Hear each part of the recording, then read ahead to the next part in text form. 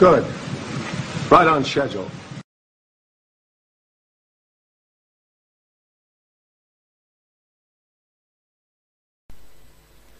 Hello, Mr. Soprano 0125 here. I am making this video in response to the incident that occurred 2 days ago in a quiet town in Cumbria.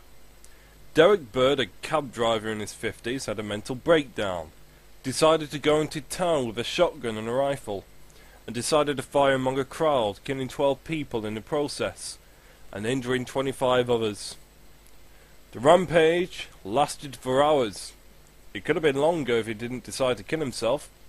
It could have lasted for days, driving along in his cab, going from town to town, firing among a crowd.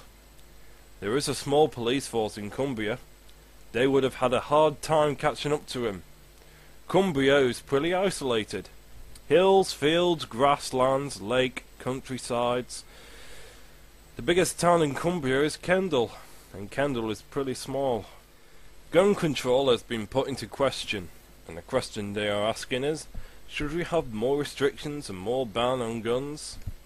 Should we increase the sentence for carrying a firearm and increase it to 10 years, make it more strict? These are the wrong questions to ask. I think the questions that needs to be asked is, has gun control really worked? In case you haven't noticed, we are extremely strict on gun laws here in the United Kingdom, and there has been more shootings than ever since the ban was enforced. There are gangs in London, Manchester, etc. coming around, mugging, holding innocent people at gunpoint, robbery, etc. Some of you PC morons would argue that this sort of stuff has happened before when guns was not banned. Michael Ryan, 1986, the Hungerford massacre, went on a rampage, started shooting people, killed himself. Then this came 2 years later. The Firearms Amendment Act of 1988, while the Tories was in power. More restrictions, ban on personal defence firearms, disarming law-abiding citizens because of one madman, just one, decided to go on a rampage. 2 days ago, something similar like that has happened. Just 2 days ago. Hey, the ban is enforced.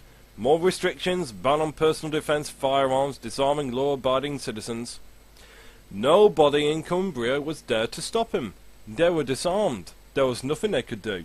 The police didn't arrive in time, and 12 people died, 25 injured.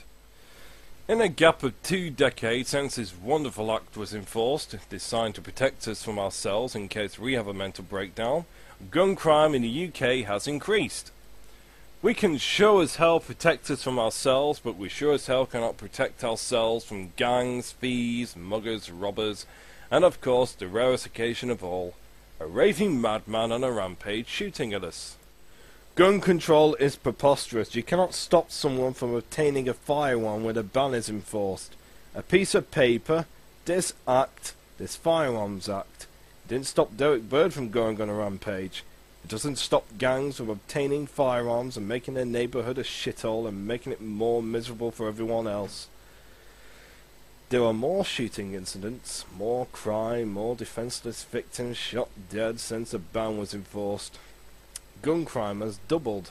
It has progressed, increased, year by year by year. So, gun control is an impossible task to do. It cannot be done. You cannot control where guns go, which hands it falls upon. Gun control has failed to contain gang warfare in the big cities. Gun control has failed to lower gun-related crimes. And most of all, gun control has failed to protect the 12 people shot dead in Cumbria by this man who lost it. You can't stop insane people from doing insane things by passing insane laws. That's insane.